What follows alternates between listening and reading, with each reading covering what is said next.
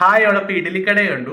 ഒരു മൾട്ടി മില്യണയറിന്റെ മോളെ കെട്ടാൻ നിന്ന നായകൻ അച്ഛൻ മരിച്ചത് അറിഞ്ഞ് നാട്ടിലേക്ക് വരികയാണ്. എന്നിട്ട് അച്ഛൻ്റെ ലെഗസിയായി ഇഡലിക്കട എടുത്ത് നടത്തുന്ന ഒരു ഹൃദയഹാരിയായ കുടുംബകഥയായിട്ടാണ് ഇത്തവണ ധനുഷ് വന്നിരിക്കുന്നത്. ഈ പടം ഫസ്റ്റ് ഷോ ടിക്കറ്റ് എടുക്കാൻ തന്നെ കാരണം ഇത് സ്ക്രിപ്റ്റ് ചെയ്ത് ഡയറക്റ്റ് ചെയ്ത് പ്രൊഡ്യൂസ് ചെയ്തിരിക്കുന്ന ധനുഷ് ആയതുകൊണ്ട് തന്നെയാണ്. അപ്പോൾ അത്യാവശ്യം നല്ല എക്സ്പെക്ടേഷൻ ഉണ്ടായിരുന്നു.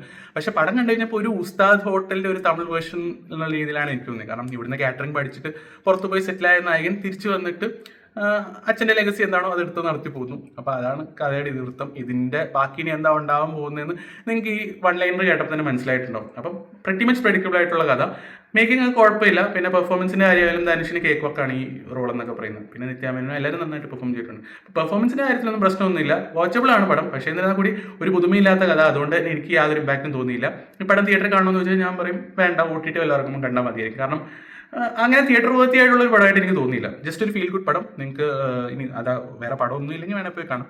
അതല്ലെങ്കിൽ നിങ്ങൾ OTT എല്ലാവർക്കും കണ്ടാൽ മതിയായിരിക്കും. അപ്പോൾ ഈ പടം നിങ്ങൾ കാണാൻ പോകുന്നുണ്ടെങ്കിൽ കാണാൻ, കണ്ടിട്ട് അഭിപ്രായം പറയും. വീഡിയോ ഇഷ്ടപ്പെട്ടാൽ ഷെയർ ചെയ്യുക, സപ്പോർട്ട് ചെയ്യുക.